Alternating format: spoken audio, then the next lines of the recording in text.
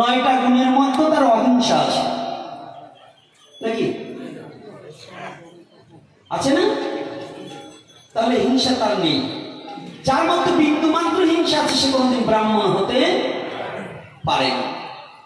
তাই এজন্য আমি ব্রাহ্মণকে শ্রদ্ধা করি, কিন্তু বামনকে নয়। বামন আর ব্রাহ্মণের মতো তাৎপর্য আছে।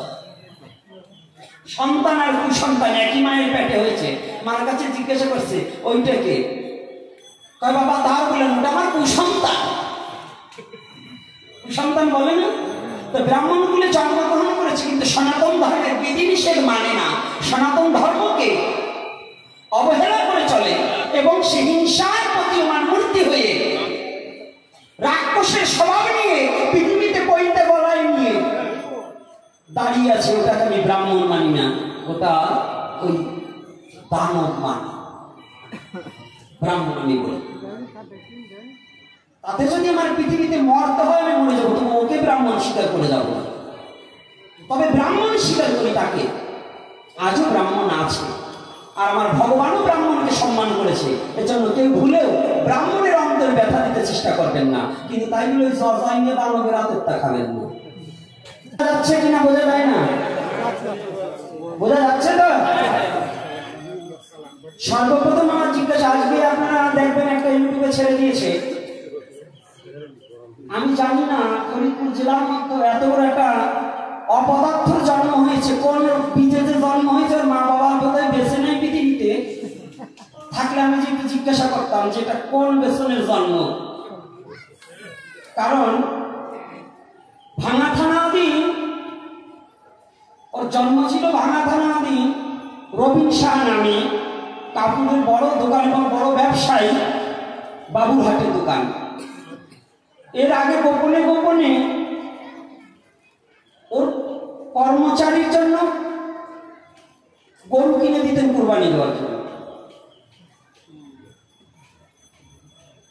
এবার 8খানা না 9খানা গরু কিনে দিয়েছে, কোটিপতি, বিশাল কোটিপতি। এই রবিন শাহ তারা সনাতন ধর্মের কোন উপকার 10 জন মানুষের 10খানা বস্ত্র দান করে না। অথচ এই কিছু আমার ইসলামিক বাবাদের বোকা বানাবার জন্য, বোকা মানে কি জানেন?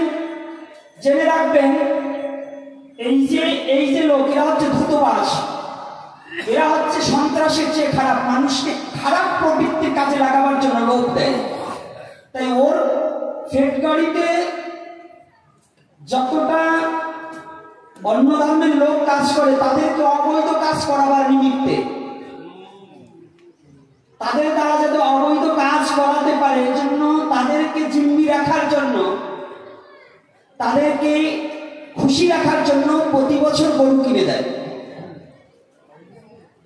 এবারও তাই দিয়েছে, সাংবাদিকরা গিয়েছে, সে এমন একটা নোংরা কথা বলছে আজকে আমার বলতে বাধ্য, ইউটিউবে ছেড়ে দিয়েছে এবং সাংবাদিকরা সংবাদে দিয়েছে আর টিভিতে। ভাঙাতে কাশীনাথ শাহ ছোট ভাই রবিন শাহ। আমার লজ্জা হচ্ছে ওর কথাটা এবং ভাষাটা শুনে। ওর মা যদি বেঁচে থাকতাম একটু জিজ্ঞাসা করতাম, ওর ছেলেটা কি ওর সত্যিকার শাহার ছেলে, ওর বাবার জন্মের না অন্য কারো জন্মের, তাই একটু বল। কারণ যদি সনাতনী রক্ত ওর মধ্যে থাকতো তাহলে এহেন কাজও করতে পারে না। এর উদ্দেশ্য হচ্ছে, ও বলেছে, সাংবাদিক জিজ্ঞাসা করেছে আপনাকে সনাতন ধর্মের কেউ বাধা দিয়েছে কি? বলছে না, কেউ কেউ অন্যান্য ভাবে বলে, আমাকে সরাসরি কিছু বলে নেই। আর বলবে কি করে? হিন্দুরা 80% গোমাংস ভক্ষণ করে।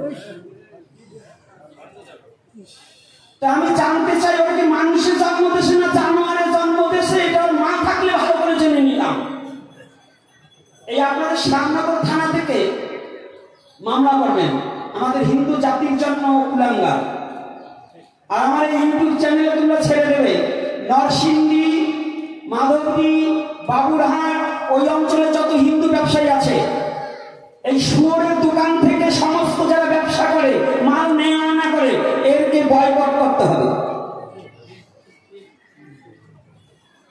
এবং যে কাপড়টা কিনবার যাবে না, এই মায়েরা প্রত্যেকটা সনাতনী জাতি, এই আমি আপনাদের আর একটা ইউটিউবে বলে দেবো কোন কোম্পানি খুলেছে, সেই কোম্পানি কাপড় পর্যন্ত কিনা বন্ধ করে দেবে। মুসলমানের দোকানের কাপড় কিনতে কোনো বাধা নেই, মুসলমানের বাড়ি খেতে কোনো বাধা নেই, সে তার ধর্ম প্রতিপালন করে, সৃষ্টিকর্তা তাকে যে ধর্মে পাঠিয়েছে তার ধর্ম সে প্রতিপালন করবে, ওখানে আমার কোনো কথা নেই। কিন্তু যে কুলাঙ্গার সনাতন ধর্মে জন্মগ্রহণ করে সনাতনকে এত বড় ছোট চোখে দেখেছে, আমি বলতে চাই ও যেমন কোন হিন্দুর সাথে যোগাযোগ না করে হিন্দুকে বলছে 80 জন হিন্দু এ করে, আমি বলতে চাই যদি এই জবাবটা সত্য হয়, আমিও বললাম ওর বাবার জন্মের নয়, ওর অন্যজন জন্ম দিয়েছে, তাহলে আমার কল সত্য। কি আপনারা কি বলতে চান? কথা মিথ্যা না সত্য? আজকে 10-15 হাজার লোকের মধ্যে যেমন আমি বলে যাচ্ছি, আপনারা প্রতি থানায় থানায় সমস্ত হিন্দু জাতি এবং গোবিন্দ প্রামাণিকের কাছে আমার এই কথাটা চলে যাবে, এবং যারা ইউটিউবার আছে ছড়িয়ে দেবে।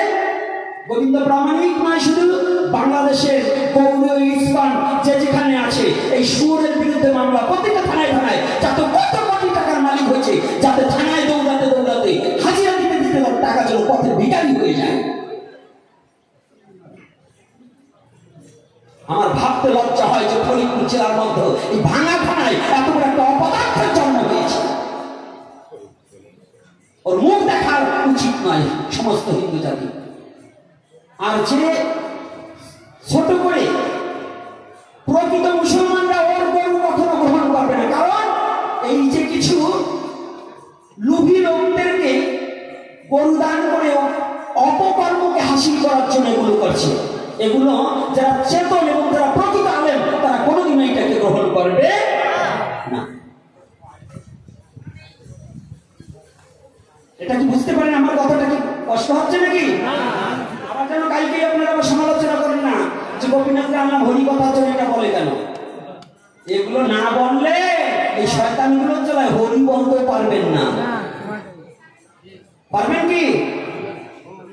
ওখানে মৃদঙ্গ কিন্তু ছোট ছোট করে কর্তালবাজি ভোগান্তি সেরে যান, কারণ ওখানে মৃদঙ্গ বাজালে পরে মন থাকবে না হরি কথার ভিতরে। কথাগুলো আজকে মনে খুব দুঃখ, যন্ত্রণা। আগামী দিন কোরবানি, পৃথিবীর যার যার স্বধর্ম তার তার প্রতিপালন করা, এটা তার তার দায়িত্ব, কর্তব্য। কর্তব্য নয়? আমার ধর্ম আমি প্রতিপালন করব, তার ধর্ম সে প্রতিপালন করবে। কোন ধর্মকে ছোট করে দেখার অধিকার আমার নেই। একজন মুসলমান বাবা, সে তার ধর্ম প্রতিপালন করবে। সে যদি আমার বাড়িতে যায়, সে যদি নামাজ পড়ার জন্য নামাজ পড়বে, এটা আমার মাটি করা পবিত্র হয়ে যাবে। আমার আহ্নিক করার সময় হলে আমি একজন মুসলমানের বাড়ি বসে আমি আহ্নিক করবো, মাটি করা পবিত্র না। আমার আহ্নিক করতে, মুসলমান বাড়ি বসে আমার আহ্নিক করতে আমার কোনো কষ্ট নেই। কেন কষ্ট নেই? আমি থাকি মুসলমান অধ্যুষিত, মানে এখানে মুসলমানই বেশিরভাগ লোক, তাহলে সেখানে আমি 4 ঘর হিন্দু আর সব মুসলমান, ওখানে মুসলমানদের সাথে আমার মিলে চলতেই হবে, চলতে হবে কিনা? তাহলে আমার ধর্মটাকে বিসর্জন দিয়ে তো আমি তার ধর্মে যাবো না। আমার ধর্মের মর্যাদা আমার রক্ষা করে চলা, এটাই আমার কর্তব্য। কি করে? ফকির দেশে বসবাস করছি, আমি কিন্তু কথা ভুলিনি। তাই আপনাদের কাছে জানাতে চাই, এই আজকেই ইউটিউবাররা যারা চারকে ছড়িয়ে দিবে আমার এই কথাটা, যাতে ওই কুলাঙ্গারের কানে যায়, ওই কুলাঙ্গারের কর্ণে যায়, আর সমস্ত জায়গা থেকে শ্যামনগর থানা থেকে মামলা করবে, বৈঠিঘাটা থানা থেকে মামলা করবে, বৈঠিঘাটা থানা না, এখান থেকে মামলা করবে। যারা যেখানে আছেন সমস্ত হিন্দু জাতি, আমি নাম ঠিকানা সব দিয়ে দেবো, মামলা চালাতে হবে। ওর যাতে হাজিরা দিতে দিতে কাম সারা হয়ে যায়, কারণ এই বদমাশকে ছেড়ে দেওয়া যাবে না, সবাই লেগে যাবে।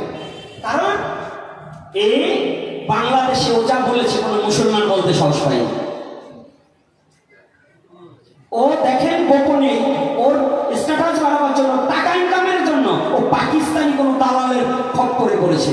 ওর মতো পাকিস্তানি কিছু টাকা এবং হিন্দু জাতিকে বিশ্ব টাকা লোভে করে নিশ্চয়ই কোনো পাকিস্তানি লোক ওর সাথে উঠা বসা আছে। এই জন্য এই সনাতন জাতিকে ঘায়েল করার জন্য ওর মধ্য দিয়ে কথা বেরিয়েছে। এইটা আমি এই ইউটিউবের মধ্য দিয়ে সারা বিশ্বকে জানাতে চাই, এবং ওর কত অবৈধ টাকা আছে দুদকের কাছে যেন পৌঁছে যায়। এই অবৈধ টাকাটা কোথা থেকে আসে? এই অবৈধ টাকার জন্য যে আজকে সনাতনী জাতির বিরুদ্ধে কথা বলছে এবং সনাতনী জাতিটাকে হেয়পূর্ণ করার এবং আঘাতজনিত কথা বলছে, নিশ্চয়ই এটা দুদকের একটা হাতানো উচিত। আর অবৈধ টাকা না থাকলে এ ধরনের কর্ম করতে পারে না। এটা দুদকের একটু দেখা দরকার এবং ধর্ম মন্ত্রণালয় থেকে আমাদের প্রত্যেকের এটা দাবি জানানো উচিত যে এই কুলাঙ্গার যে কাজটা করেছে এবং যে কথাটা বলেছে এই কুলাঙ্গারের বিচার আমরা চাই। কি কথা বলা প্রয়োজন নেই, তবু আর বলেন ভগবান।